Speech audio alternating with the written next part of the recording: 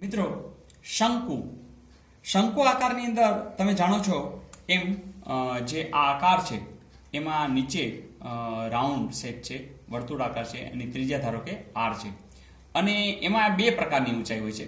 એક આ શિરોબિંદુથી અહીં સુધીની જે આપણે ક્ષેત્રફળમાં નહીં દી, આપણે જે ત્રાસી ઊંચાઈ છે જેને એલ કહેશું એનો આપણે ઉપયોગ કરશું. ફરીથી ત્રિજ્યા અને આ ત્રાસી ઊંચાઈનો ઉપયોગ કરશું. અને અહીંયા પણ બે પ્રકાર છે કે જેમ કે શંકુ છે એની વક્ર સપાટી, તો તમે ખ્યાલ છે કે શંકુ જે હોય એની વક્ર સપાટી શોધવી હોય તો મેં તમને કીધું કે જ્યાં જ્યાં વર્તુળાકાર હશે ત્યાં બે વસ્તુની તો હાજરી હશે જ. એક કોણ હશે પાઈ અને બીજો કોણ હશે આર. તો માત્ર તમે આને જો એલ ને જ યાદ રાખશો તો તમને સૂત્ર મળી જશે પાઈ આર એલ. તો એ છે શંકુની વક્ર સપાટી, જે આટલો ભાગ છે. અને શંકુની કુલ સપાટી એટલે કે નીચે જે તળિયું છે એ તળિયું તમારી સામે જો આમ રાખવામાં આવે તો એ તમે ખ્યાલ છે કે વર્તુળાકાર હશે.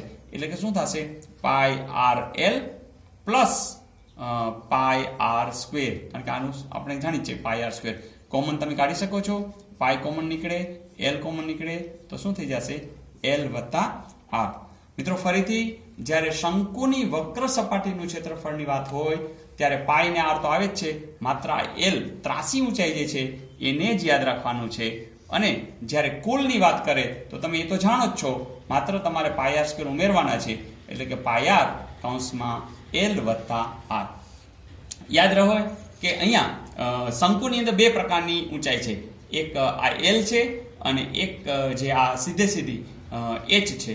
એ એચ નો ઉપયોગ આપણે ઘનફળમાં કરીશું, પણ ક્ષેત્રફળ હશે ત્યારે આપણે ત્રાસી ઊંચાઈને ધ્યાનમાં લેશું. ઓકે.